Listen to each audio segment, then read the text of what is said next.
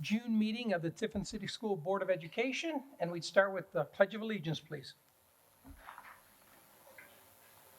I pledge allegiance to the flag of the United States of America and to the republic for which it stands, one nation, under God, indivisible, with liberty and justice for all.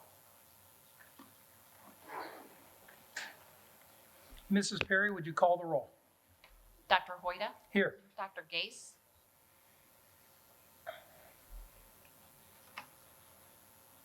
Dr. McBride, Here. Mr. Perez, Mr. Widman, Item 2, adopt the agenda. we have an addendum. We have additional employment items for the professional staff and the support staff on the consent agenda, item 7.03. And we have the exhibit for item 7.07 on the consent agenda, and that is to adopt the annual temporary appropriation measure. And that exhibit is attached to the addendum. Also, Mr. President, Dr. Gase is present. Thank you.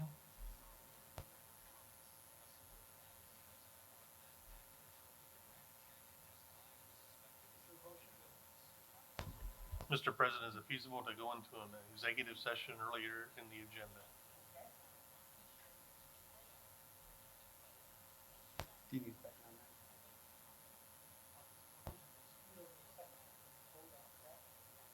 that? Well, Would you like to go after the awards and recognitions, after item 4? certainly, Is that fine?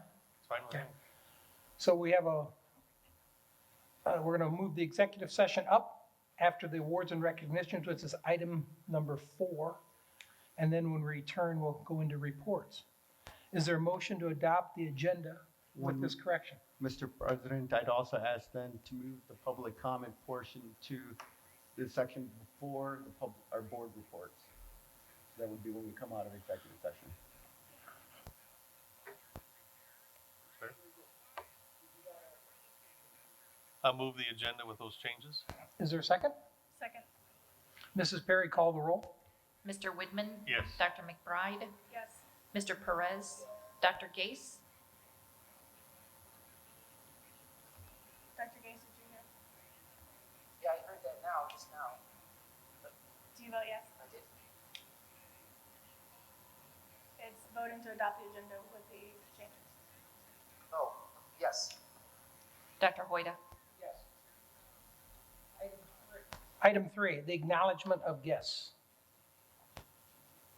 As always, we'd like to welcome everyone here tonight. Obviously, we have a very large crowd this evening, and we do appreciate you showing up and being here tonight. Obviously, I think why most of you are here, but also for those who are here to support and for our recognition of our awards that are coming up here next. So again, thank you for being here tonight, and we welcome all the guests.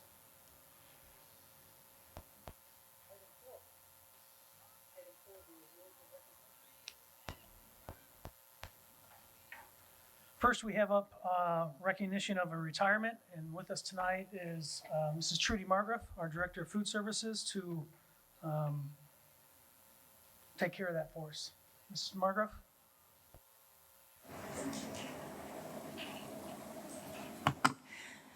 Good evening, board members and administrators.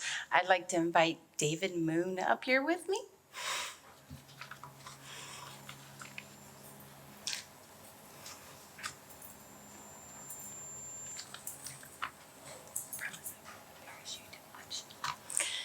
Dave Moon has not only worked for Tiffin City Schools for 12 years as a food service truck driver, but graduated from Columbian High School many moons ago. The title food service truck driver does not represent everything he has done for our food service department. Dave was the in-house carpenter, Mr. Fix-It, gopher for the ladies, inner office mail person, furniture mover, and this only touches the surface. All you had to do is mention something we needed, and within a day or so, you would have it. He was always ready to help when needed. He does carpenter work, remodeling, and small jobs for people as a second job. He does an amazing work, and just ask him to see the pictures. Dave took his job seriously and did an amazing job. He almost always knew by memory what products we had in the freezer or cage and how much we had on hand. He worked in an environment where he is the only rooster in the hen house, except for the occasional visit from IT, maintenance, and Mr. Daniel. This alone makes him a team player and a special person. I have had the absolute joy of working with Dave for only 2 years and wish it was more. Dave helped me out a lot when I started and was willing to move with the changes. Dave has to some a grumpy exterior, but as the old saying goes, his bark is worse than his bite. He likes to see people's reactions for the most part. He probably will not like me saying this, but he is a funny, kind, and helpful gentleman. He really liked to serve lunch to the high schoolers and was told recently by a coworker that he will be missed by the kids at the elementary schools. Dave has given nicknames to his coworkers over the years, and some of them have a couple of names. Last year, he was given the nickname Archie for Archie Bunker because only Dave could give you that grumpy look and then smirk just like him. Dave will be a hard act to follow with his personality and all his talents he has shared with the food service personnel. He will be truly missed by us all. Dave plans to enjoy his retirement with his wife, Deb, his children, Rachel, Jonah, and Jason, and his grandchildren. Did you like it? Can I give you a hug? Okay, Adrian. Oh, wait a minute. I found it. I couldn't find it.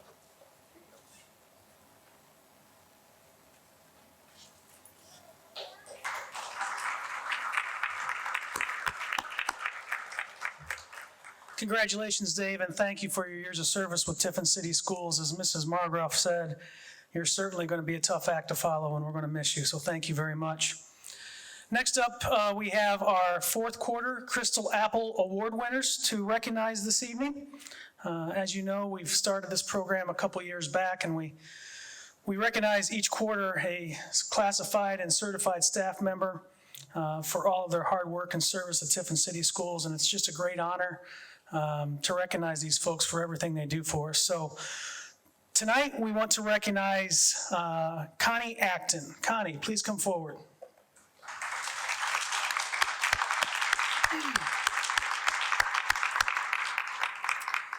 Connie Acton served in the U.S. Army.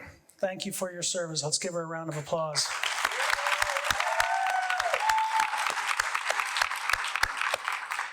She was an education assistant in Solomon Elementary School, Schofield Barracks, Hawaii for 2 years.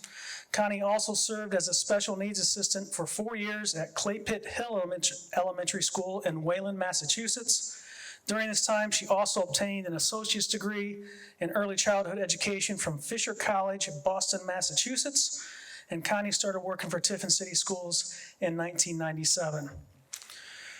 Connie was nominated by her colleagues in the special ed department, Molly Depew, Gina Johnson, and Nick Smith. In the area of teamwork, this is what her colleagues said about Connie. Connie is an amazing example of teamwork. With the changes in our special education office most recently, Connie took it upon herself to position herself as a member of our team to work on various aspects of paperwork, especially in undertaking our required audit. Connie personally went through every single file in special ed. She has actively sought additional knowledge in IEP compliance and has worked tirelessly with building staff across the district to complete the audit, paperwork, and corrective actions. She is precise in every detail and willing to work above and beyond to get the job done right. In the area of commitment, Connie is committed to the district and to supporting our kids. She will do any task given to her, knowing that it will benefit the district as a whole and the children. When she took on the very large and important audit this year, she didn't stop until the job was done, no matter how many hours it took or how frustrating it may have gotten. She serves on every levy committee and works tirelessly to put out signs, make phone calls, and garner support. If you need something done correctly, quickly, and efficiently, Connie's your woman.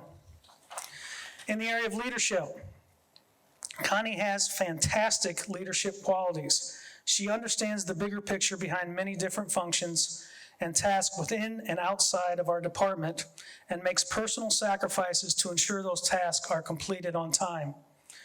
She led the kindergarten screener program for many years, works closely with Lincoln staff on Touch a Truck, has a leadership role in levy committees, and every day looks to improve her knowledge, not only for her own benefit, but to help others along the way.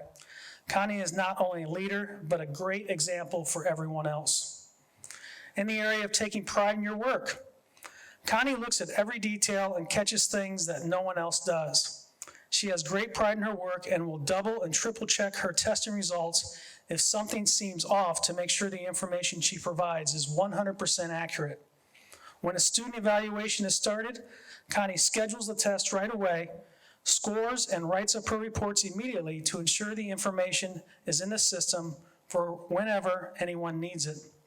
Connie takes extreme pride in every aspect of her work, whether it's her work areas, extremely technically accurate special education documentation, or her memory of students she's previously worked with.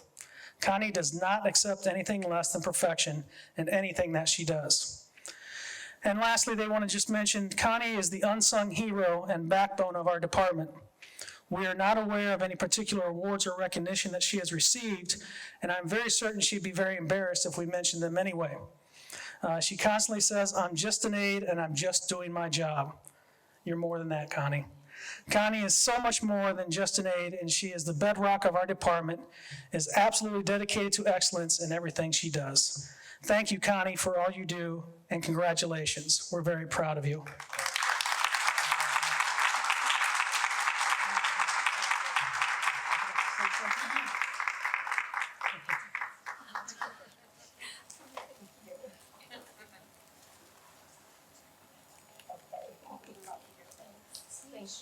Oh, gosh.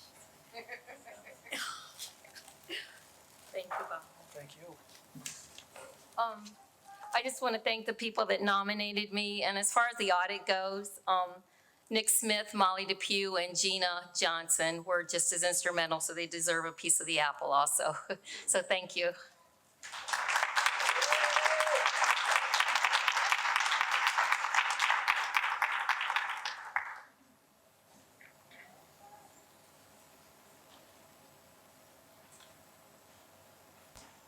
All set, Bob, that's it?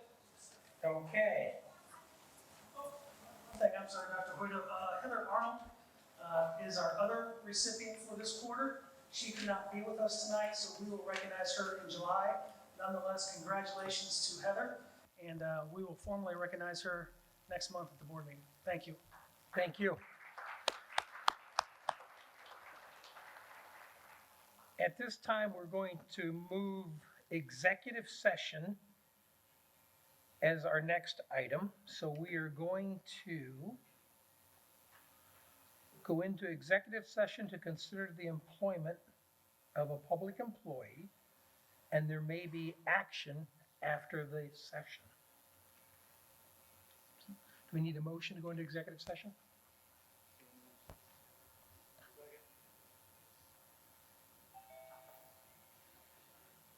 Mrs. Perry, call the roll. Mr. Perez, Yes. Mr. Widman, Yes. Dr. McBride, Hang on, do we have to say?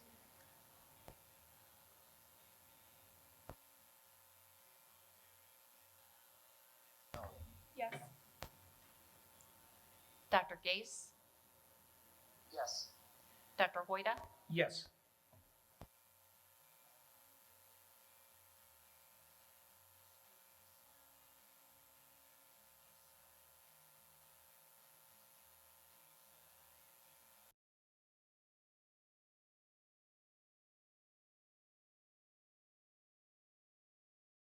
Carrie, please note that we're out of executive session at 7:26 PM.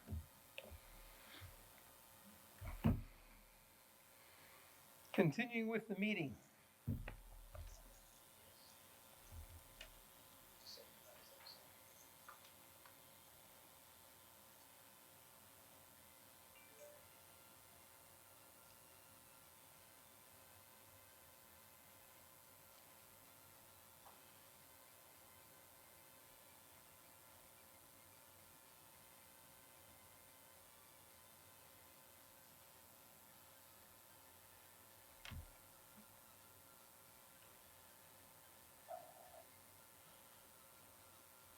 Okay, we have set a special meeting for Friday, June 25th at 12:30 PM in the Tiffin Middle School to go into executive session to discuss the employment of public employees, potentially with action.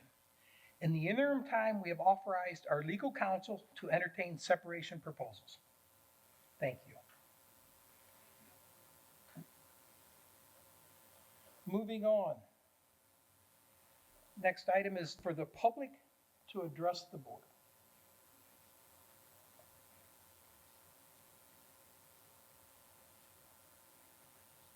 And let me give you the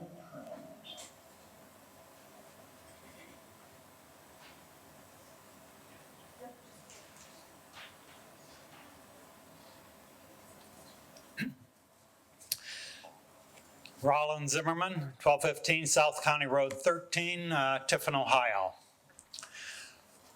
When my wife and I came to the Seneca County 57 years ago, the Tiffin public school system was the envy of all of the other schools in Seneca County, along with most of the schools in surrounding counties. It had at that time a terrific administration, terrific staff, and produced very exceptional students. To this day, it is my belief that we still have in order that great staff of teachers. Many of them I know, and many of them my wife knows. And they have been great participants in our community. We still have great administrators in this school district.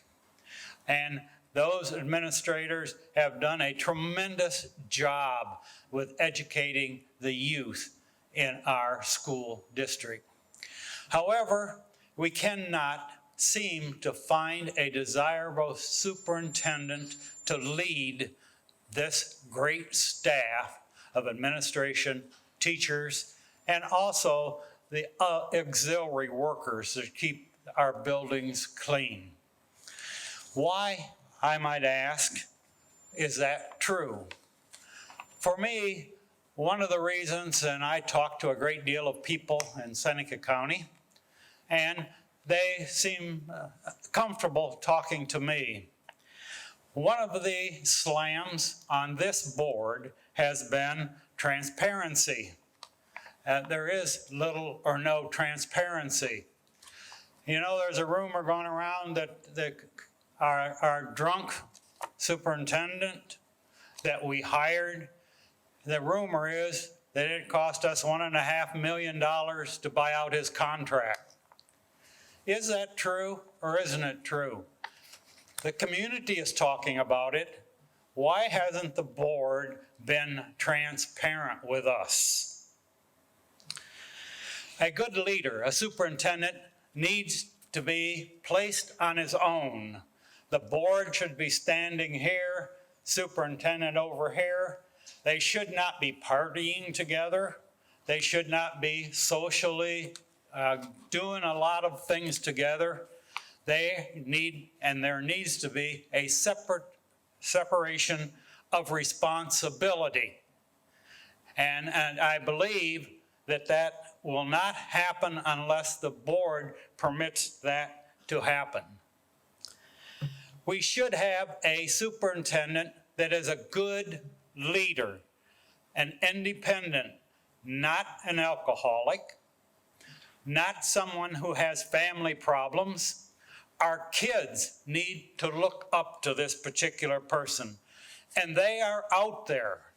But why do they not come to the Tiffin district?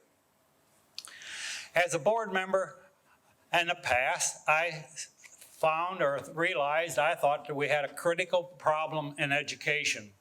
I took it upon myself with a great deal of energy and anxiety to attempt to solve that problem. The other day, I was with a group of farmers. They just happened to pay taxes, and a lot of taxes. And one of them said, you know, and I will quote this, I think most of our board only is on the board so that they can have their name on the new school that they build. I hope not. Thank you.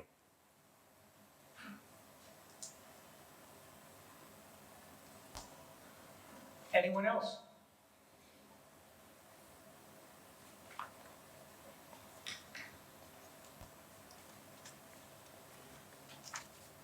Hi, Dustin Williams, 43 Frost Parkway. I was, I think like a lot of people here, probably a little disappointed to hear some of the news over the weekend. I was frustrated about a few things. So I started to ask myself, what's frustrating to me about this school board, right? We've got to be frustrated about the right things. So I started to think about that, started to make some notes. I feel that we're not effectively serving the role that we're supposed to be serving as the school board. And we, the community, are actually empowered to make corrections to this problem.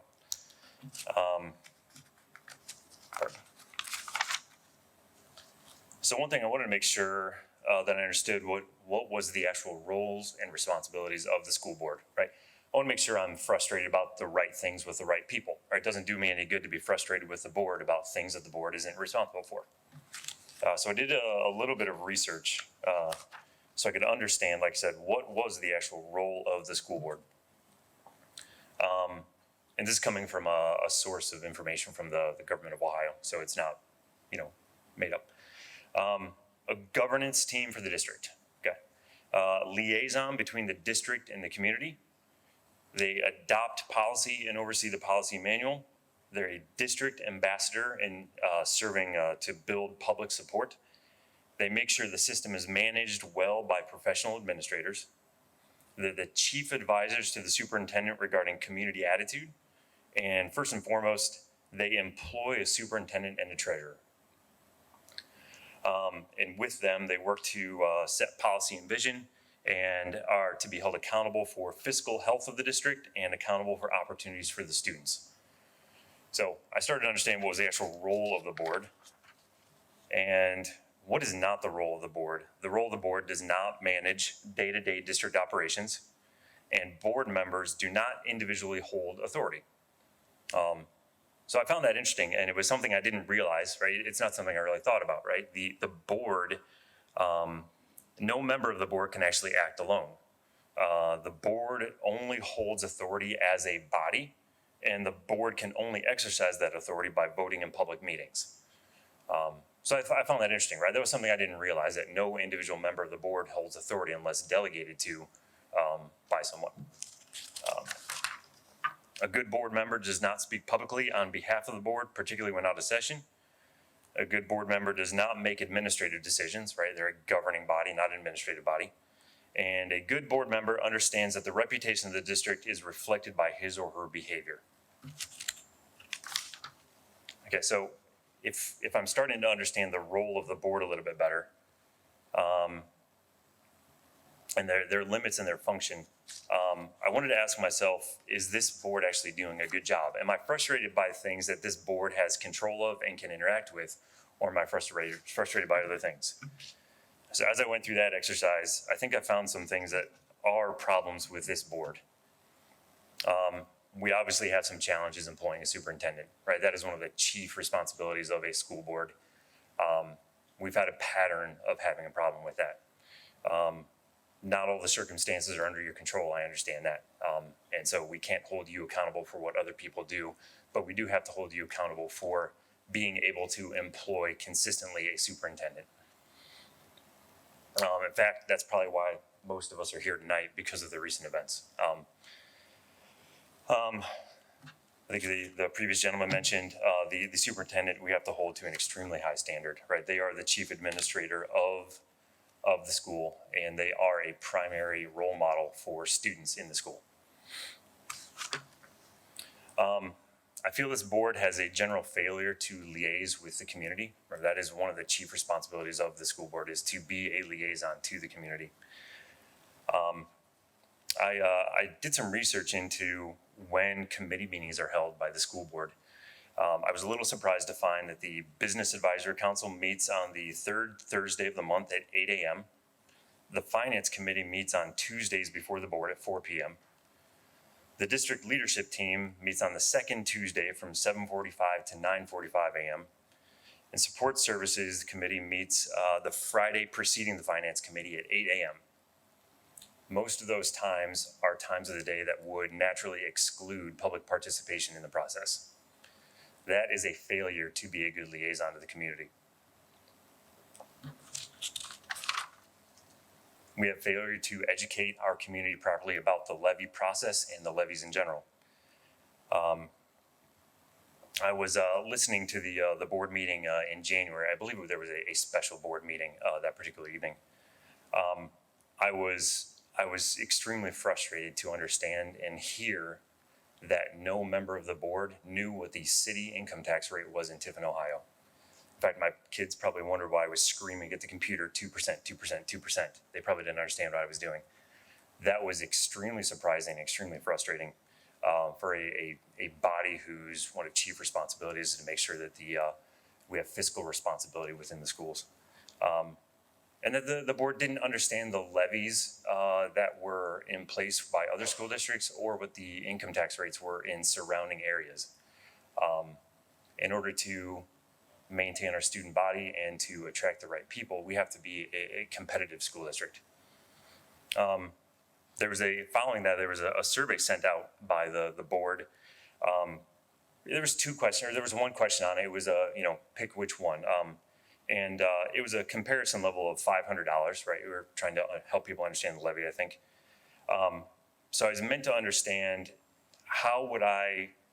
which form of this levy would I want to pass? And it was, again, the comparison level was at $500. Now, the data provided with that survey would indicate that would be $500 is what I would pay on a $210,000 property or at a $50,000 income level. Those two things aren't particularly comparable. And as I looked at the data provided by the board a little closer, now my wife and I moved back to Tiffin after being born and raised here about 7 years ago, and we had an opportunity to buy a property at a fairly low price. So this is a little skewed, but given the proposal by the board at that time, I would end up paying 4 times as much in income tax to support the levy as I would in property tax. So that is a fundamental misunderstanding of the community. Now, I understand my situation might be a little bit different just because of my income level and where I was able to purchase that property. So I was, but there is, I think, a lack of understanding of the demographic. And I think the levy problems we're having are based on the board's seeming communication of wanting to find a levy that will pass and not an educational role to make sure the community understands what it actually takes to fund the schools, where the money comes from, how that money is allocated. And finally, just getting a levy that gets passed doesn't help us sustain the school. Having a levy that gets passed only puts us in a position to have to go back and ask for more money again, which leads to more frustration and more questions by the community. It's a bit of a spiral, and it's hard to get out of that spiral. Last spring, when we had to send all the students home, I was a little surprised to have felt like the board and the school district as a whole did not have a worst case scenario plan, right? It doesn't take a a virus or a pandemic to send everyone home. We have tornadoes in Ohio. What if a tornado happens to knock down a few schools? You have the same situation. It felt like we had no plan for that unfortunate and unlikely catastrophic situation. And finally, I think the biggest problem with this school board is the community.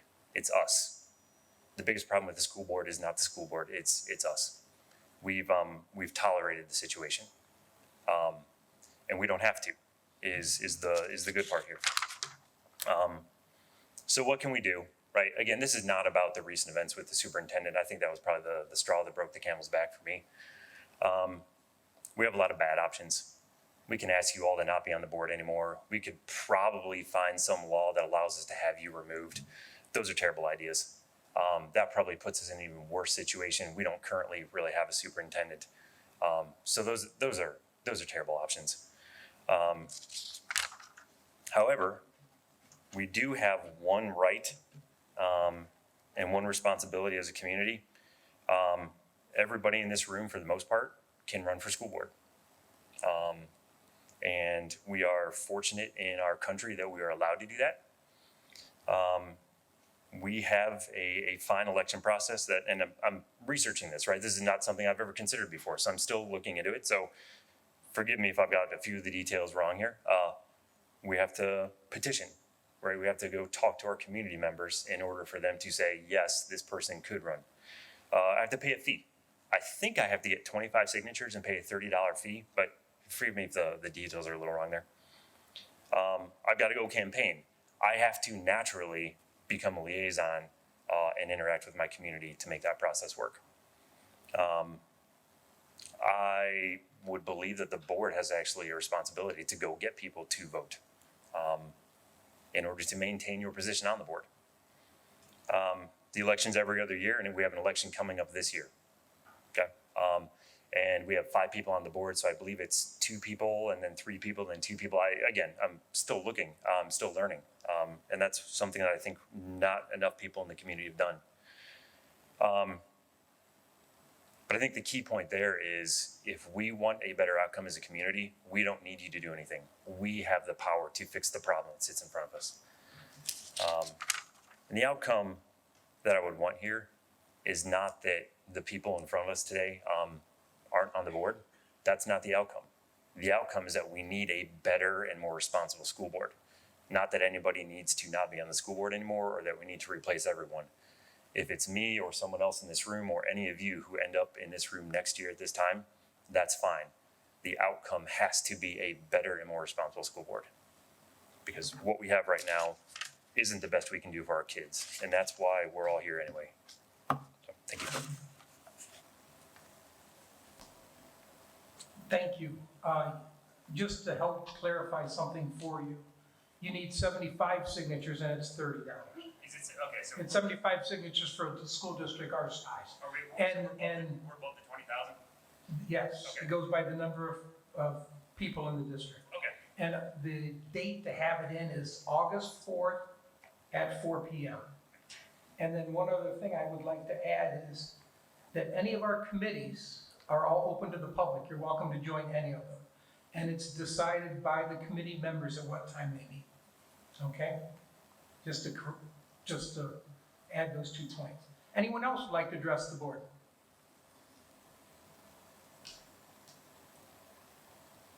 Seeing there's none, we'll move on to the next item, which should be committee reports. Business Advisory, Dr. Case, via Zoom. Did not meet, but we are meeting individually as our subcommittees to iron out our individual programs. There'll be a further report next month. Thank you, Dr. Gaze. Legislative Liaison, Mr. Perez. Briefly, the Senate and the House are trying to reconcile their budget proposals. They're both different in terms of what they have now as their fair funding bills at this point. So hopefully next month we'll be able to have some certainty in terms of our funding. Thank you, Mr. Perez. Support Services, Mr. Widman. So, Support Services met on Friday, June the 11th. We talked a little bit about the bus routes and the challenges that we have keeping our current bus routes. But Randy's doing a very nice job of working through that process. And so we'll be ready to go when the school starts. We're looking at a couple new buses to purchase. So that is on our agenda today. The maintenance department is working to renovate the old library and the study hall into classrooms. So that summer project is going well. There was determination that the one fire escape had a wall that needed to be removed for safety purposes. So that is being taken care of. We also talked about a roofing project over at Noble, and we also talked about the track. We've turned that over to our legal counsel, and they are pursuing the replacement of that due to the issues that arose. Mr. President, is it okay if I talk about the buses really quick? Sure. So one of the pieces we've received a number of questions around is the bus routes. And so just to reiterate those pieces that came up in support services is that as it stands now, the bus routing and how it is not sustainable. So there has to be some change. The original conversation was around staggered starts. Staggered starts allowed us to continue serving at the capacity we are. And so that was the way that we can continue to give transportation to all the students that we are. As it is, we serve students who are within 0.5 miles of their school, which is less than the requirement. The requirement in the state is within a 2-mile radius. So for I'm not sure how many years, we've been busing those who are within half of a mile. And it is also not a requirement to bus high schoolers. So our options were staggered start, adjust and meet just the requirement of the state of the 2 miles, or look at some grade level not to bus.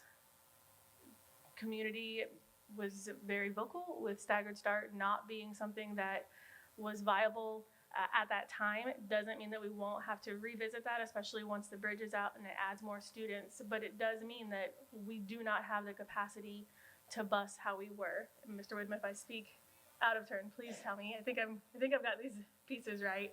The clarification there is we have no intentions of changing our current policy. Right. Which is a half a mile for the lower grades. Elementary. And 2 miles for the higher grades. But that we are taking a very close look at that 2 miles and 0.5 miles and not allowing students who live closer than those parameters to get signed up. So again, you had commented on the state statute, which talks about the 2 miles and such everywhere and no high school. We're not looking at implementing that, but we are trying to take a close look at the current policy and going forward with that. And then as we look at the Tornado Academy, which has been very successful, we anticipate that there might be a reduction in some of the people that were looking for transportation in the past. There is a shortage of bus drivers. And so that is one of the things that causes a lot of concern for us, is being able to recruit and employ the bus drivers. So that's one of the challenges also. So it's not a policy change, but some families are seeing that the 2-mile policy is being enacted, where previously it wasn't because we had capacity. And right now we don't have capacity. It will be continue to be looked at, and depending on how Tornado Academy affects things and how numbers are in the fall when we start, they will be readdressed within 10 days after the start of the school year. I think we covered everything from our committee. Very good. And how about Sentinel? Vanguard Sentinel meeting will be this Thursday. They moved it 1 week, so there's been no meeting. Numbers are looking real good out at Vanguard and at Sentinel as far as incoming students for next year. The programs are near or at capacity, and so that's a good thing. Things are looking well. How many Tiffin City schools do we have looking at next year? How many students coming From Tiffin City at Vanguard? Well, Have them? I cannot. I would only be guessing. I don't know if Bob might have a better. And Forrest just left, but certainly when you take a look at Sentinel, Tiffin Columbian has the majority or the most. Our school represents their largest enrollment out there. So. Anything else from committee reports? 502, Mr. Grubbs, interim superintendent, assistant superintendent's report. Thank you, Dr. Hoyda. I have one item for consideration this evening. It's the first reading of revised board policy EDE and EDE-R, which are the acceptable use policy and regulations for technology, and also EDF and EDF-R, which are use of personal technology devices policy and regulations. So what we've done there, or Mr. Weber's department has done, has basically realigned those policies and regulations to reflect the changes that we've made throughout our district technology, especially our 3 through 12 one-to-one initiative. It aligns with the Tornado Academy for those students and staff as well. So it just, as it's exhibited in your documents, it's just more aligned to the upgrades and improvements that we've made in technology over the last year.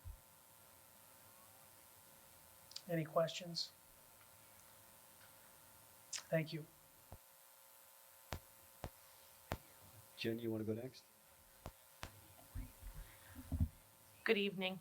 I would like to talk a little bit this evening about several of the initiatives that we have going on, and I really want to thank the board for their support. This summer, we have offered some great extended learning opportunities. We are currently in our second session for our K through 8 students. The first session, each session lasts 8 days, and parents were able to sign up for 1 session or 4 sessions based upon what they wanted for their students. The first session, we had 57 students attend, and the attendance during that session was 95%, which is excellent for a summer session.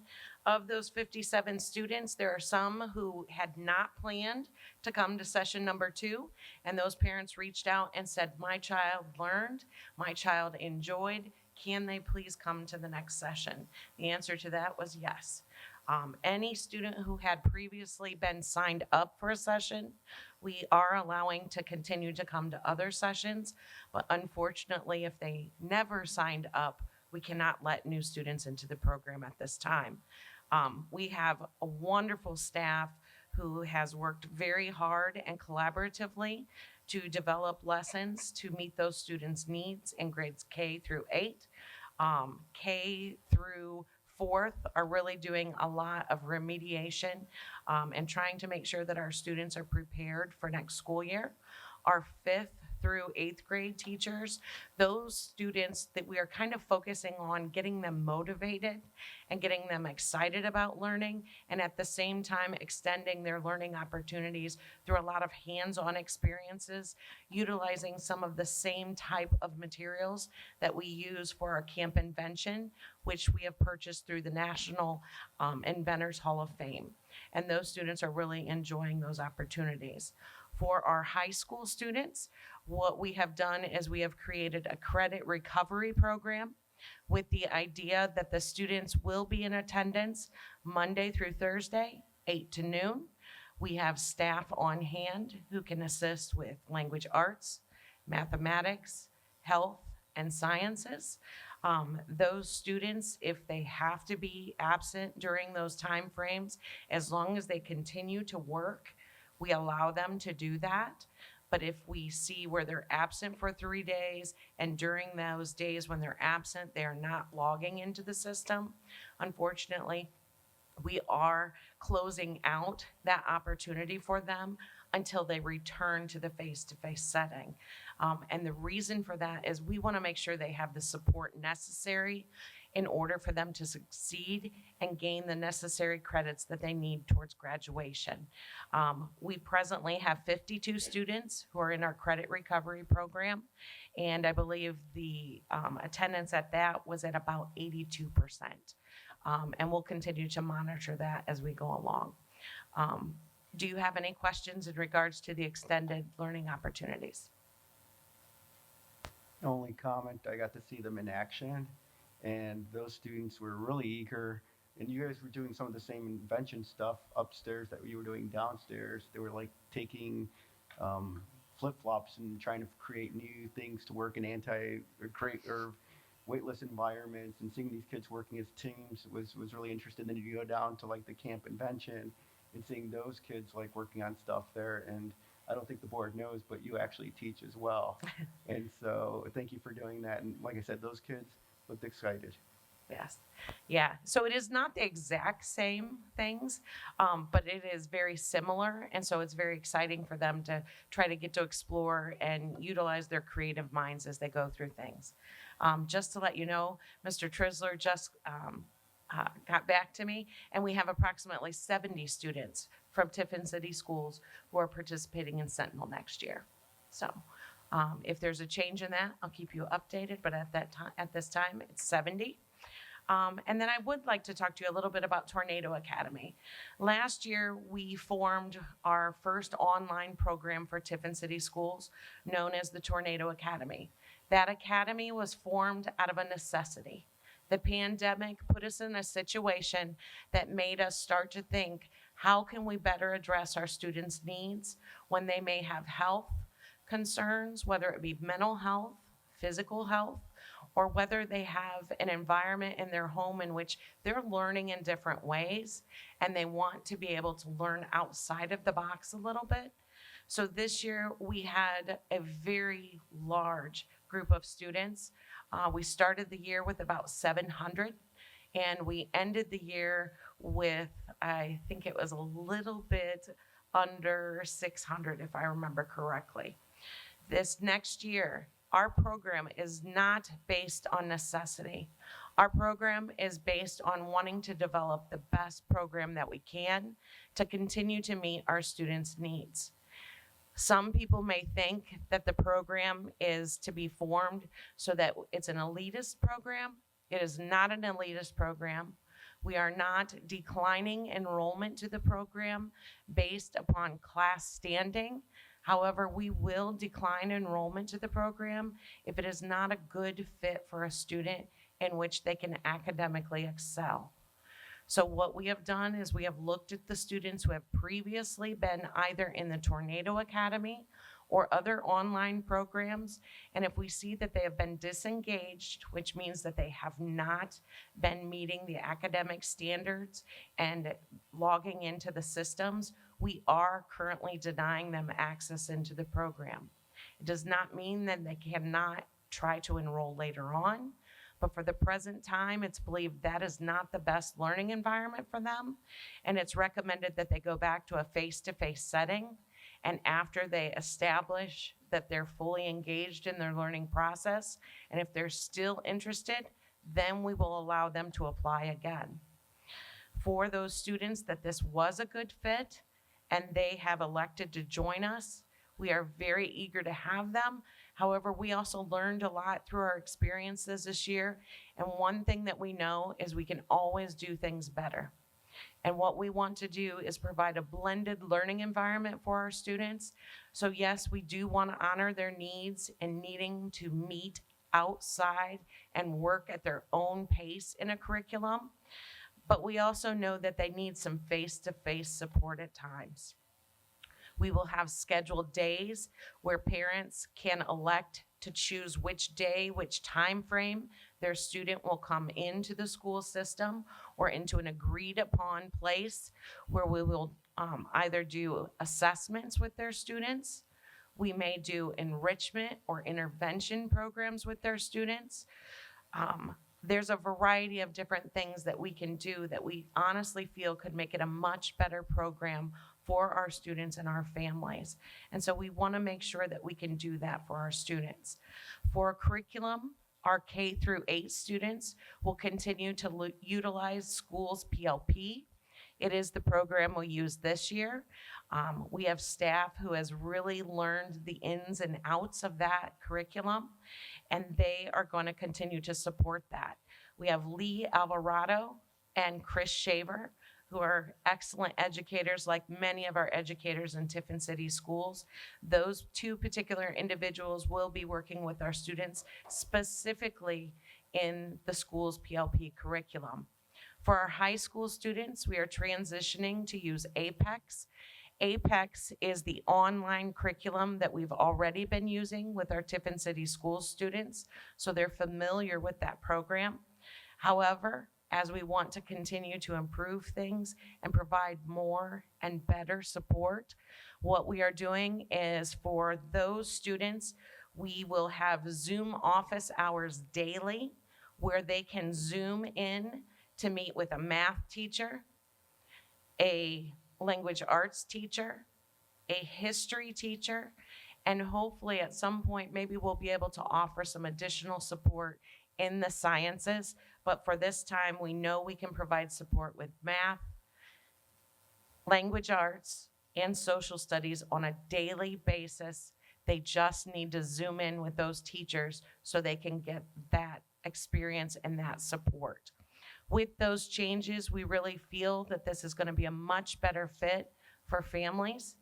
And more importantly than that, we'll be able to provide a quality education, not just in our buildings, but for those families who decide online is their alternative option. And we want to make sure that we can do that so our families do not have to go outside of our district. The other important thing to remember with Tornado Academy is those students are students of Tiffin City Schools. They are still our students. They are welcome in our buildings, in our activities, and we want those families to know that they are valuable members of our community also. Right now, our enrollment for Tornado Academy with the students that we have accepted back who have requested enrollment is at 102. That's quite a difference from last year. However, again, it's not about necessity, it's about choice. And we want to thank you for giving us the opportunity to give our families choice. Do you have any questions? I have a question. So this sounds like you were able to have time to learn from what we did last year and not under the same parameters as the pandemic. One thing that I'm curious about is the showing we might have seen from some students could be due to some of those extenuating circumstances and families also kind of in the same situation. Is there a process by which those families can reach out and talk about the different supports or what they have in place to be able to still be accepted? Yes. So we have sent out all of our report cards to our Tornado Academy families. Within those report cards, there was one of 3 letters. If you applied and you were accepted, there's a congratulations, you're accepted letter. If they applied and they're being denied, there's a letter explaining that they're being denied, but encouraging them to go ahead and try to enroll again if their circumstances change. And then there's also a letter that is sent within those grade cards that says, if you did not re-enroll or apply, it is assumed you are going back to face-to-face. However, if you wish to change or if you wish to apply, here's the link and you can apply. It is not limited just to the families that were in Tornado Academy. We will continue to have information out for all families so that they know that they can apply for enrollment. We also encourage students who are in other school districts, if this was a fit for them, they are welcome to apply to Tiffin City Schools Tornado Academy with the understanding it's a blended program because we want them to be successful. If there are unique health situations, we will work with those families in regards to that blended learning situation. But we now realize it's not okay just to have an online program and expect the best results if we're not also providing some different support services. Those support services also include mental health services. So, thank you. Any other questions? Thank you, Mrs. Coons. I just had written down wrap up. What I wanted to talk about first is I think it's important that we reflect on the 2021 school year and the success that the school district has seen in the midst of a pandemic.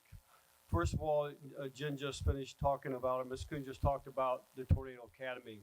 I think I arrived here somewhere around July 15th, and at that point, we had not even talked about or even thought about probably some type of online academy.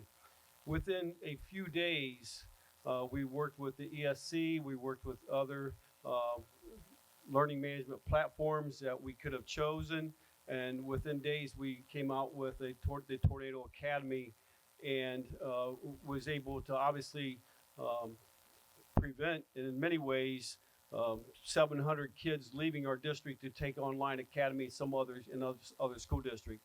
What would that look like if Mrs. Coon and the staff that stepped up to run that academy, what negative impact would that have had on our district? It's pretty simple math. For every 100 kids, you would have lost $600,000 out of our district. So just multiply that, so that's $420,000 that would have walked out the doors of this district if we did not come up with some type of an academy. Was it done in a timely manner? Well, it was done within the time that we had, so we want to look at that success and was able to provide it, and many of our kids did thrive with the online platform. The next success was our staff who had limited technology training up until the beginning of the school year. And so we were very thankful the board was willing to change our school calendar to provide some days at the beginning of the school year to provide our staff with a much needed training with technology to hold more Zoom meetings, be able to do it correctly and teach online in a much better fashion than they had done in the spring. Next, we went into the school year face-to-face immediately, and for our grades K through 6, or pre-K through 6, through 5, I should say, they did not miss a day. They were here 100% of the time. Very few schools in the state of Ohio can say that. That is a huge success. The middle school and high school basically did the same, with the exception of a small stint starting around Thanksgiving through the end of the first semester, which is mid-January, when we were, I don't want to say we were forced, but basically we were playing a quarantine game. We had 200 and some kids in quarantine, and not that they were sick, they were just being quarantined left and right because of contact with COVID people outside of the district, not necessarily even within the school district in many cases. Our staff and students did a remarkable job of following all the protocols throughout the school year, another huge success. And then you think about our athletic teams and how the athletic teams did throughout this pandemic. Our school saw record break. We broke records. We had a successful season that we had never seen before. And so just a great job by our coaches and all of our athletes. When you look at some of our art students and some of the things they've done, our band, we had an outdoor band concert. I talked to many school districts. They had none of that. They didn't do band concerts. They didn't have choir concerts. They didn't do a lot of the things that we were still able to do throughout throughout this school year. And, we had some other challenges. We had a special needs director that basically left us early in the school year and not on, the term she wanted to leave because she had to leave because she was ill. And we were able to, our administrative team stepped up and took on responsibilities of one of the other supervisors or administrators in our district, and we were still successful in our special needs department. We have a great social emotional support team with our school social workers and our psychiatrists, our school psychs. Just great support, and we were very, very successful with that. At the end of the year, I'm hearing, okay, what's our kids? Are they on track for reading? Oh, first grade, 90%. Elementary kid, all of our kids are on track. What a great success story. Now, we don't have our state data yet from the state test, but overall from our vendor assessment test, we were very, very successful. And I think, Michelle, what'd you tell me? 90% of your kids are on track, right? Coming out of the preschool. We have great success happening in this school district, and I want to thank the people who caused that. It wasn't necessarily me because I didn't have anything to do with it, but I can tell you the people that did. And it's our teachers, it's our administrators, it's our cooks, our custodians, it's everybody that worked together to make it happen. And I can't tell you, I'm very, very proud to say that we did some great things in 2021. And this school district and the community ought to be proud of this school district for doing so. Obviously, there's challenges that the board has, and we're going to have to, they have to face. And I'm certain that they're going to make the right decision and make things right for this community and for this school district. And I want to thank everyone who supported me and allowed me the opportunity to be here. And I'm truly going to miss a lot of the friendships I've made, and I'm going to miss the staff who I just feel like we became family throughout a year. So thank you for allowing me to have this opportunity, and I wish nothing but the best for the Tiffin City Schools.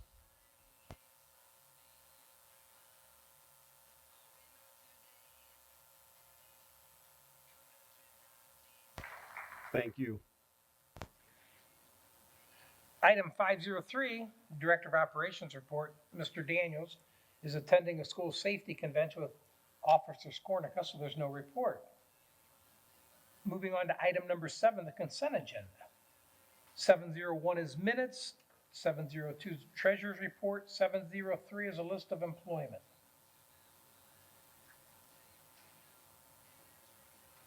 $704 is donations and grants. 05 is a statement of the purpose budget report. Item 706, fund-to-fund transfer. 707 is to adopt a temporary appropriation measure. 708 is stipends for various things. I need a motion to... So moved. Second. Mrs. Perry, call the roll, please. Mr. Widman? Yes. Dr. McBride? Yes. Mr. Perez? Yes. Dr. Gase? Yes. Dr. Hoyda? Action items 801, the resolution to purchase bids received by the Ohio School Council So moved. for 2 buses. Second. Mrs. Perry, call the roll, please. Mr. Widman? Yes. Dr. McBride? Yes. Mr. Perez? Yes. Dr. Gase? Dr. Hoyda? Yes.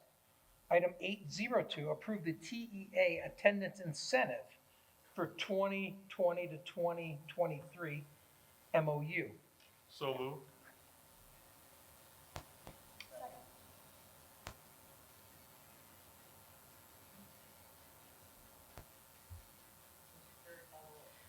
Mr. Widman?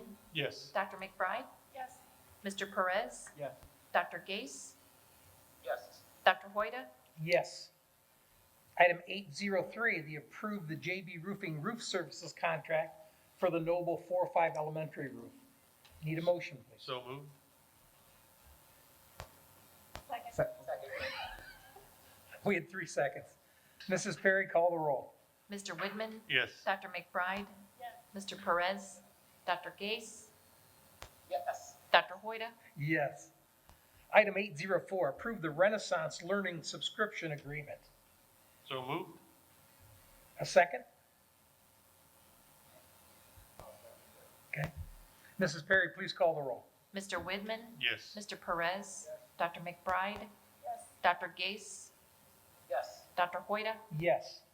Item 805, approve the compensation step increases for administrators and supervisors as listed.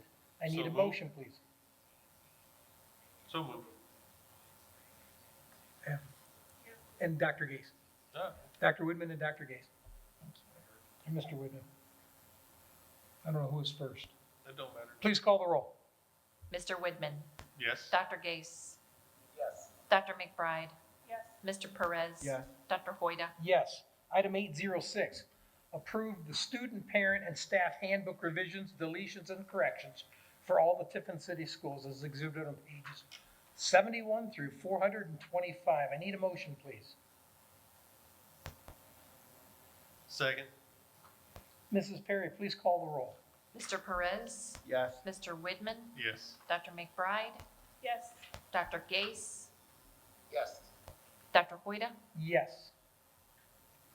Item 807, approve the blended learning declaration as on 426. I need a motion, please. Okay, Dr. Gase. Second. Dr. McBride. Mrs. Perry, please call the roll. Dr. Gase? Yes. Dr. McBride? Yes. Mr. Perez? Yes. Mr. Widman? Yes. Dr. Hoida? Yes. Item 808, approve the Bascom Communications Service Amendment. I need a motion, please. Mrs. Perry, please call the roll. Dr. McBride? Mr. Perez? Yes. Mr. Widman? Yes. Dr. Gase? Yes. Dr. Hoida? Yes. Item 809, the approve the JB Roofing Paving Services Contract. Motion, please. Second. Mrs. Perry, please call the roll. Ms. Perry, I have a question. I believe when we talk to Scotty, that comes out of the permanent improvement levy, or? Yes, it does. Okay. Go ahead. Oh, fine. Mrs. Perry, please call the roll. Dr. McBride? Mr. Perez? Yes. Mr. Widman? Yes. Dr. Gase? Yes. Dr. Hoida? Yes. Item 8010, approve the addendum to the superintendent contract. Move to table. I need a second. Mrs. Perry, please call the roll. Mr. Widman? Yes. Dr. McBride? Mr. Perez? Yes. Dr. Gase? Dr. Hoida? Yes. Item 8.11, approve the NCOESC Educational Services Contract for fiscal year 2020. I'm sorry, 22. I need a motion, please. A second? Second. Mrs. Perry, please call the roll. Dr. Gase? Yes. Mr. Perez? Dr. McBride? Mr. Widman? Yes. Dr. Hoida? Yes. Item 8.12, approve the addendum to the Assistant Superintendent Contract with changes. Mrs. Perry, would you please discuss the changes? The exhibit states that it will be beginning July 1st. That date should actually be June 26th. That is the first day after Mr. Grubb's last day on the 25th, according to his previous resignation. Also, in item 2, the salary should be stated as $2,500 for that time. So moved. Is there a second? Second. Any other discussion? Any further discussion? Mrs. Perry, please call the roll. Dr. McBride? Mr. Perez? Mr. Widman? Yes. Dr. Gase? Yes. Dr. Hoida? Yes. Item 10, board discussion. Anything we'd like to discuss? Thank you, Mr. Bowes. Oh, I'm sorry. We have an opportunity for the public to dialogue with the board. Any public like to dialogue with us? Should I get Brent?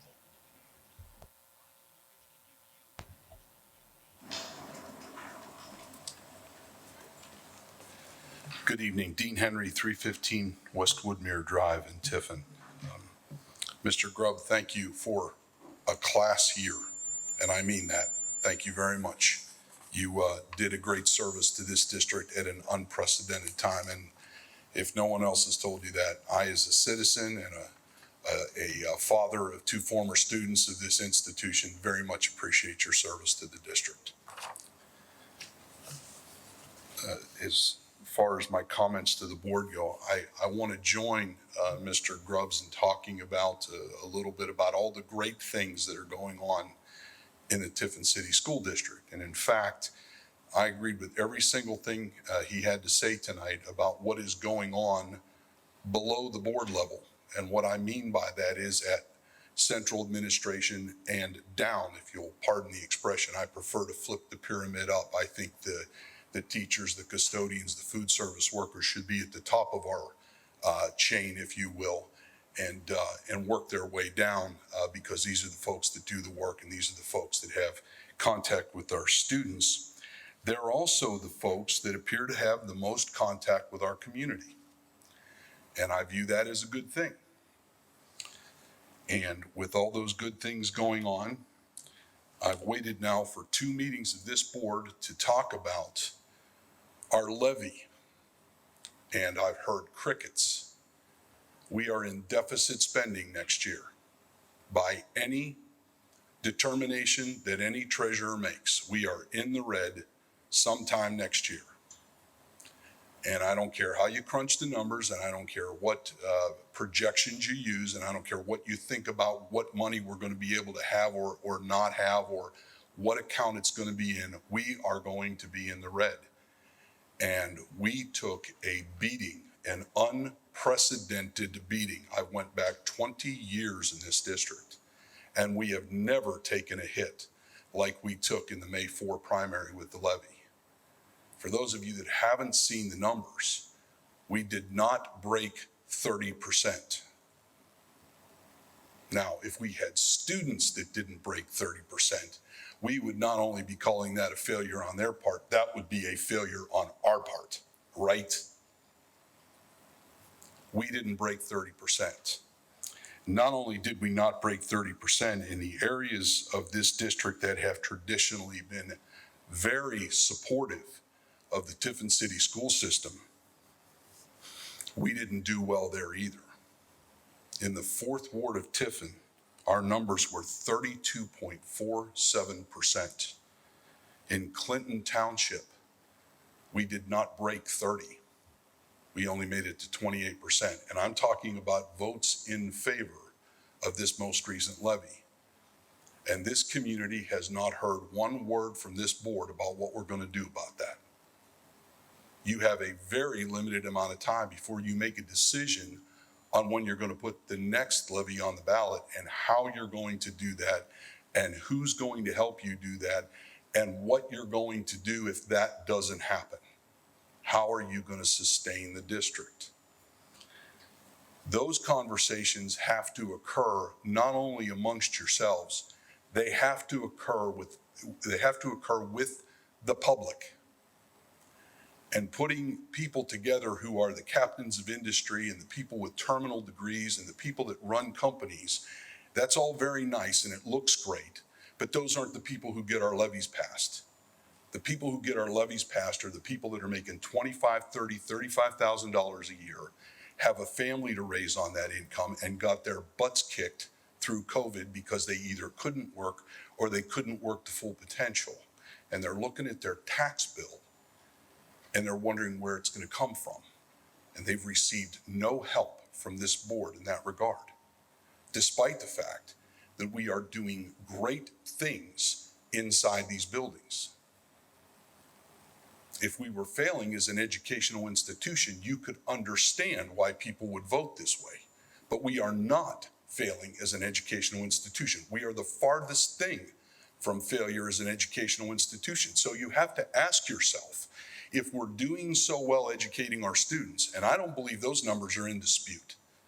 I don't think you'll find anybody that'll show up at a board meeting and say, generally, we're failing in our educational pursuit. You have to ask yourself why we're getting these numbers on a levy. And this wasn't a bond issue, and this wasn't for anything special. This is just to keep books on the shelves, computers operating, Chromebooks in kids' hands, and teachers in the classroom. This is basic stuff that we're asking for. And we got crushed. And there hasn't been a single word out of the leadership of this board as to what is going to happen next and what the board is going to do about that. And I cannot understand why not. So tonight, as a citizen, I'm asking you to please come up with a plan. And when you come up with that plan, please let the public know what that plan is. I spent 4 years on this board, and those were good years from the standpoint of feeling like I had contributed to the board. And I contributed to the system with the help of other board members. And I'm honored to have served. But none of that matters if the public doesn't know the good works that we're doing. And instead, we're bogged down in other stuff that I'll talk about in a minute. During the year that Mr. Grubb served as our superintendent, we made substantial cuts. We had retirements that we did not fill.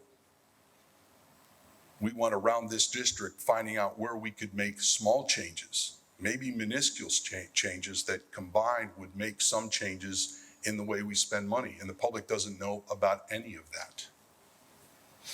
We have, in the words of the warden in one of my favorite movies, a failure to communicate. It is not a failure to educate. But when it comes to getting a levy passed, it doesn't matter where the failure is. Because if you don't have the money, then you have to do things that hurt children. And ultimately, what we're all here about is to help educate children, to do the very thing that we don't want to see happen, which is them suffer from a lack of education and educational resources. This board has done an awful job, and I'm sorry, but I'm just going to call it as I see it, an awful job of communicating to the public our needs.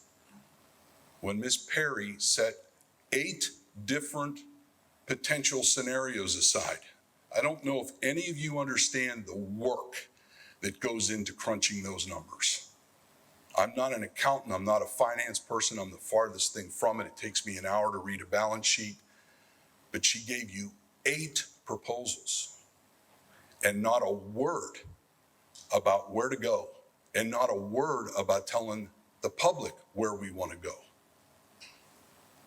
So the public is left with nothing. And in the absence of nothing, they're going to find something. They're going to come up with a fact that may or may not be accurate. And what we have is this din out there of nothingness. People do not know what we need or why we need it. All they know is we keep on knocking on their door asking for money, but we're not telling them what we've done to deserve it, and more importantly, what we've done so that our children deserve it. We have not focused, and we have not asked them to focus on the needs of our children. And I get that there's been clouds that have kept the visibility down.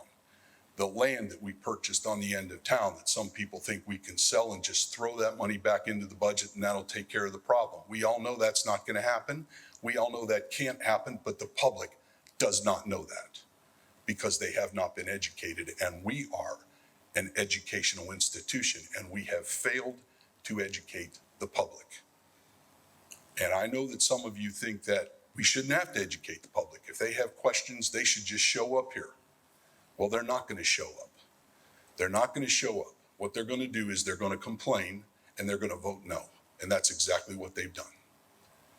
And if you think you're going to get people to leave their children and their dinners and their ball games at 6 o'clock on a Tuesday night to come to a board meeting, you are mistaken. It's not happening.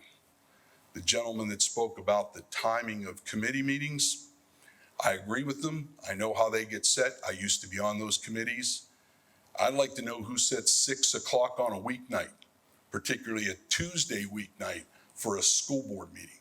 I can't imagine a less opportune, convenient time to have a meeting than that. You have discouraged people from showing up.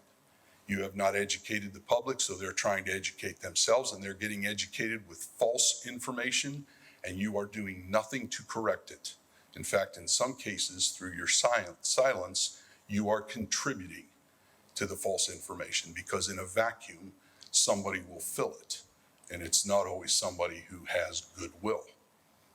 Got people in this community who've actually discouraged folks from showing up at meetings and participating. That's where we're at right now. Not a word from this board. We need to change the way we communicate with the public, or we are going to fail our children. Period. It's not about politics, and it's not even about money. It's about the mission of the district. And unfortunately, we have to pay people to do their jobs, and those expenses don't go down, and the cost of education doesn't go down, and it doesn't matter about the land that we bought or the roofs that we repair or the boilers that we have to fix. Ultimately, it is the board's job, as this gentleman pointed out tonight, to liaise, to be the liaison between the district and the public, and it is not working. And it's not working on many levels, but it is particularly not working when it comes to money. You have a treasurer who does a phenomenal job of explaining detailed and complex financial things to people like me who have a difficult time understanding those. In my 4 years on the board, she never failed to return a phone call or an email. I pestered her between the time the agenda came out and the board meeting with questions, things that I'm sure she probably heard more than once, but I couldn't grasp immediately. And I will tell you that observing this board for the last year, it's apparent to me that some of you show up and haven't looked at your packet. I can tell by the questions you're asking and the papers you're shuffling. Shame on you. Shame on you. Because the public sees this and now they get confused, and they're thinking that if you're not going to do your job, why should they do theirs? This board needs to change the way it communicates. On that subject, and I'm not going to spend a lot of time on our latest public relations debacle, this board waited until tonight to have its first meeting about our new superintendent. Thursday, the media erupts, the social media erupts, the community erupts, and you have a crisis on your hands, and it was a crisis. And the first rule of crisis communication is recommending you got a crisis, and the second rule is that you get in front of the message, and this board utterly failed at that again. It wasn't our first rodeo. We had the same thing happen to us 2 years ago. We learned great lessons from it, and we applied none of them. So now what do we have? An explosion of rumor and innuendo and stories that don't make any sense from the media, from the pseudo media, from people who just want to make stuff up, and nothing from us. I understand you got legal parameters you got to follow, and there's certain things you got to do, but folks, couldn't you have just at least got together on a Saturday morning at 9 o'clock, on a Friday night at 6, on a Sunday at lunch, and let the public know you were meeting and you were thinking about it and you were thinking about them? You were baited into meeting by several social media posts. I've read hundreds of them over the weekend. And there's this stubborn resistance to communicate in a time when it's absolutely imperative that you communicate. Why is it imperative? Because the public is begging you for an answer. And if you can't give them an answer, can you at least tell them what you're doing to get it? So instead, 4 or 5 days roll by, and here we are. And tonight, We still don't have an answer, which shouldn't come as a surprise to anybody that sat on that board, because there's a process that needs to be followed. But there's a lot of folks out there in the community that have never sat on one of these boards. They don't know what the process is. They don't have the benefit of legal counsel or experience. So what do when we educate people who don't have the benefit of experience or knowledge? What do? We educate them. That is our mission. And it shouldn't stop when people graduate from Tiffin Columbian High School. We have a duty to educate our public as well, and we're failing at it. And we're failing miserably. I'm imploring you to come up with a plan for crisis communication. We hired a firm 2 years ago, 3 years ago, to help us with public relations work. I think they were called Spire. I understand we still have a contract with them. I'll bet you they have a phone number. I'll bet you somebody should have called them and said, can you help us? I understand that we're not experts in this. I happen to be a lawyer, a pharmacist and a dentist, and another lawyer and a nursing home administrator and a counselor on the board, and we can't all be experts in everything, but we can find an expert. We can consult with an expert to help us get through this, and more importantly, to help us navigate with the public through this, so they don't feel left out, so they don't feel victimized, so they don't feel traumatized, which is exactly how many of them feel now, like they've been betrayed again, like, oh my God, it's deja vu all over again. We should be smart enough to figure this out. But we've let it ride to our detriment. If you think that the public is just going to wake up someday and realize that this school board is all-knowing and all wonderful and we should just follow the lead, like back in the old days, those days are over. And if you don't believe me, look at the numbers. Look at the numbers. I think there was a thought that when we ran this last levy campaign, that if there was a low turnout, would have a better shot. The numbers suggested just the opposite. The best precinct that we did, we got 100%, 2 votes in the precinct. The worst one, we didn't break 20. We did not break 20%. If you have an 80% fail rate in any precinct in this district, something is wrong. And I would suggest to you, it's not the public who's at fault here. Sorry if it sounds like a chastisement, but I think somebody needed to say it, because there's a tremendous amount of frustration out in this community. And I know that some of you think that social media is garbage and it's just for the complainers and the gripers. But I will tell you who's going to the polls and voting no. It's those same people. And you might want to ignore those folks, and you might want to suggest that we're never going to get to them. And I would suggest to you that is a defeatist attitude that you cannot have if you're going to be a public official. You got to get people to have the same goal in their heart that you have in yours, and that is taking care of our children. And that's the way we need to frame it. It's not about buildings. It's not about tennis courts. It's not about sports complexes. It's not about asphalt on roofs. It's about taking care of children and educating them. That is our mission. And I would encourage all of you to think about that as we head toward the deadline for the levy and the new year and deficit spending in 2022. Thank you.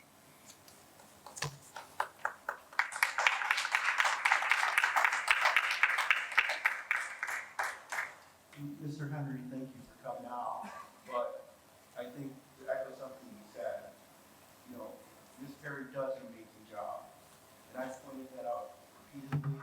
She did last year when we were with the idea of a building levy after the last one. She came out with scenarios, levy language, basically in a month while trying to complete the end of the year. Again this year. And then even right now, we predicted at the end of the year, fiscal year for the state having to come up with scenarios based on legislation that hadn't even passed. I wasn't at that last meeting because I had to be out of town with my brother. But I did watch the report. She did a fabulous job explaining it. And it's hard and difficult for people to understand. But the reality is, when you point out that there's children that are going to suffer, one of them is mine or 2. Because we are going to be fined for about 2, maybe 3 years. And then the The next generation after that is probably gonna see some horrible cuts. And I don't know how else to make that clear. And now I'm being told not to talk either anymore. So, I take it serious. I've read those financial reports. I know what's coming. And Ms. Perry's explained that to everything. And Zach also said with the grubs, it was a fantastic year we had last year.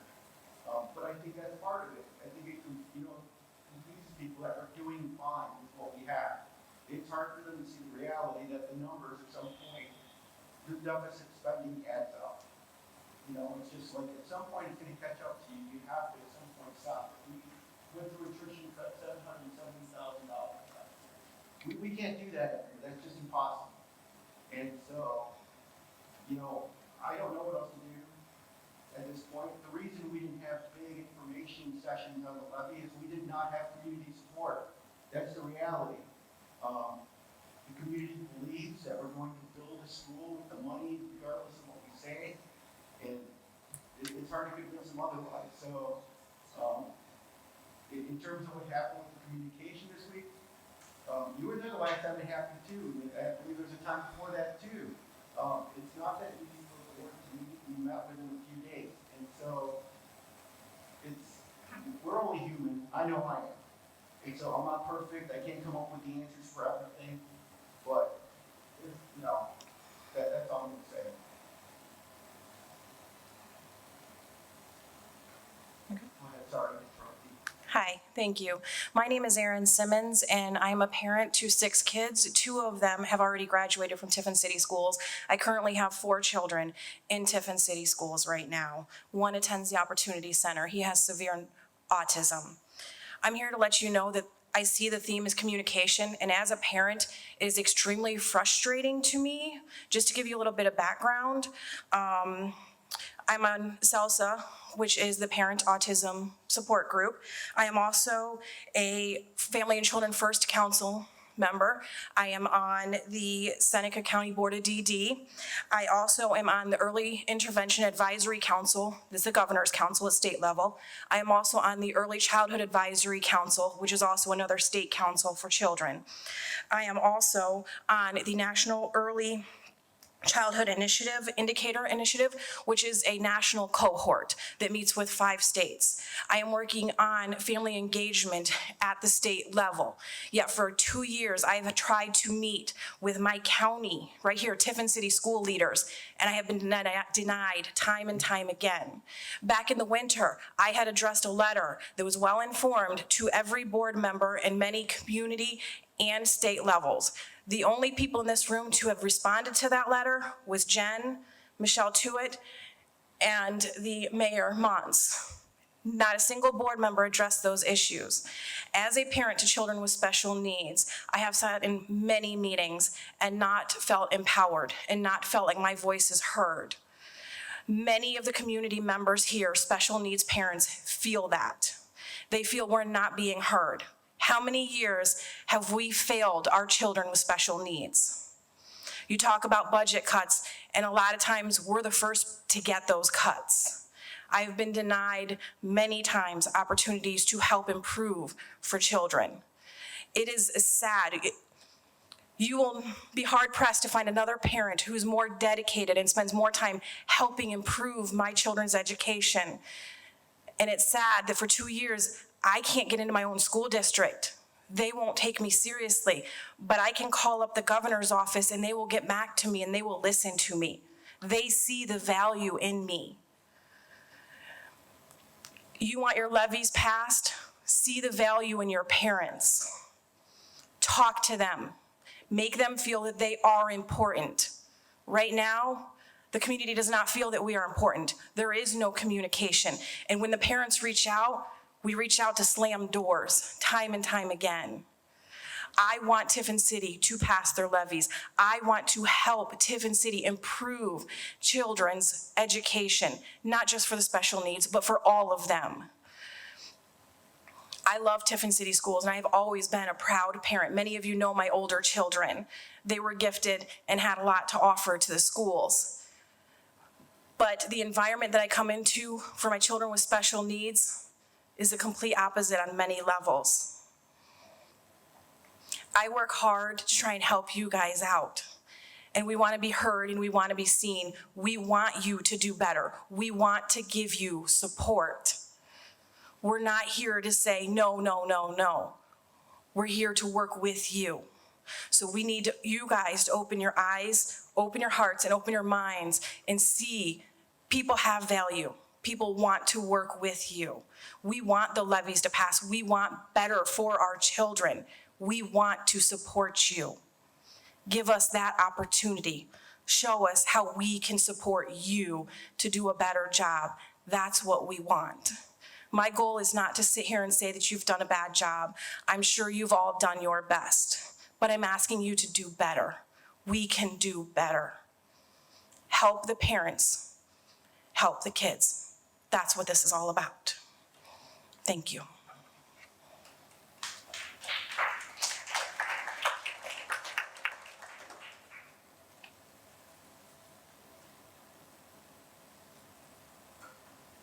Anyone else? Last item, any board discussion? Mr. Grubbs, thank you for serving your district and I. This last year, as board president, and Mr. Brooks switching over to you. You did do a phenomenal job. And it was fun, working some of the track meets with you, seeing you around, and good luck with your family. And I've never had lunch with you or gone out anywhere with you, but if you ever, out in the gallery, just let me know. And good luck with your continued success, and thank you for what you've done for the tornadoes. Jeff, I just want to add that I'll be meeting with our student reps in early July at the high school, getting them oriented and acclimated to their new board service roles and what have you. So I should have something to report back at the July meeting. Very good, thank you. Anything else? Yeah, I have two pieces. First, I also want to thank Mr. Grubbs for just everything over the last year. There was nothing about last year that was a typical year, and your leadership, it's been exemplified. You can see it, we can feel it, the community has felt it. And so I just want to thank you again. I know we have just a few more days with you, but thank you for your guidance and your work and your tireless hours and your entire team. We have a phenomenal team, a phenomenal district, so thank you for that. We'll miss you very much in our district. And the other piece is I think that we would be remiss as a board not to thank the community for coming out. I think the sheer number of people who came out, maybe they're angry or hurt or furious, and I think all of those things are really fair. I think that the points that have been brought up tonight are insightful, and I hope that we sit with these things. I think it's easy and it's human nature for us to feel defensive or to want to rebut those things. But I think that we as a board have to sit with those things and have to see what our role is in each of these things and not dismiss those or not think that it's going to go away. I think we have to sit with them and figure out ways that each of us can do better individually and how we can do better as a unit. That's our role. That's what we are put in these places to do. And whether we're here until November or here for more years, that is what we have to be committed to for our community and for our students. And the other piece is a thank you. I think it speaks volumes. They could have just been angry and not come. They could have just been angry and sent emails. We have so many emails. Or they could have been angry and said nothing and stopped supporting us or pulled their kids. But they're here. They did send the emails. They took the time. We got PowerPoint presentations, which I think are incredibly insightful. We got dozens of people here tonight. We have community leaders here tonight, and I think that shows that there's support and that we need to do better and that we have steps we can each take. So I hope that as a board, we walk away from here thankful for the support of our community, thankful for those who have reached out, who are continuing to put faith in us, and that we each reflect on how we can do better. I definitely know that there's things that I can do better, and I'm committed to doing those, and how we can do better as a whole. So thank you, Mr. Grubbs, and thank you to those of you who came, who emailed, who called. Thank you to our central office staff for navigating this week. and all that that has brought to each of you, and to all the teachers who have had to be representatives in the community during this. So thank you to each of you, and I'm committed. I'll speak on behalf of myself. I'm committed to doing better, and thank you for your time tonight. Anyone else? Megan, to echo what you said, I know that it's tough to sit here, but the truth is the truth, and we have to hear it. And you're right, it makes it better, but, you know, you see anger, and rightfully so in some instances, or many instances, but it's the only way you learn. And I think to me, it doesn't show just anger, it shows that people care about our district. So when I see that levy failing, I know it's not because of the community. They care about this district, these schools, and our kids. It's just somehow to get that turned around. I would also like to thank everyone for appearing and speaking tonight.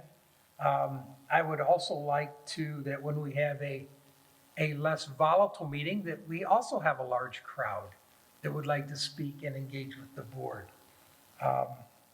There's lots of things that need to be changed, and I feel this board will work in the right direction to get things done and get things back on track. But we have work to do.